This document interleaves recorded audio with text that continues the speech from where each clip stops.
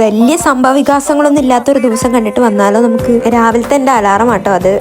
ഞങ്ങളെപ്പോഴും ഒപ്പ കിടന്നുറങ്ങാറ്. ഒരു മഴ അവധി ദിവസമാണ്. ഇപ്പൊ പ്രത്യേകിച്ച് പറയണ്ടല്ലോ. ഓഫ്കോഴ്സ് 9 മണി കഴിഞ്ഞിരുന്നു എണീച്ചപ്പോ. ഞാനവിടെ പല്ലേച്ച് വന്നപ്പോഴും അവിടെ ഒരാളെ എണീറ്റിട്ട് തന്നെ ഇല്ല. അപ്പൊ ബ്രേക്ക്ഫാസ്റ്റ് കഴിച്ചിട്ട് തന്നെ നമുക്ക് ഇന്നത്തെ ദിവസം തുടങ്ങാം. പിന്നെ ബ്രേക്ക്ഫാസ്റ്റ് കഴിച്ച് കഴിഞ്ഞാൽ ഞാൻ ചെയ്യുന്ന ആദ്യം പണിയാണ് വീടിന്റെ 4 പേർ ഒന്ന് കറങ്ങാന്നുള്ളത്. ഒന്ന്, ഞാൻ അറിയാതെ ഈ വീട്ടിൽ എന്തെങ്കിലും നടക്കണ്ടോന്ന് അറിയാം. 2, ഞാൻ ഈ വീട്ടിലുണ്ട് എന്ന് നാട്ടുകാരെ കാണിക്കാം. സോ അതൊക്കെ കഴിഞ്ഞപ്പോ പേപ്പറിന്റെ അടുത്ത് കൂടെ ഒന്ന് പോയതേ അറിഞ്ഞുള്ളൂ. ബാക്കി നിങ്ങൾ കണ്ടോളൂ.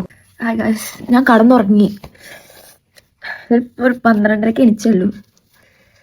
എന്തൊക്കെയാ ചെയ്യണമെന്ന് വിചാരിച്ചതാണ്.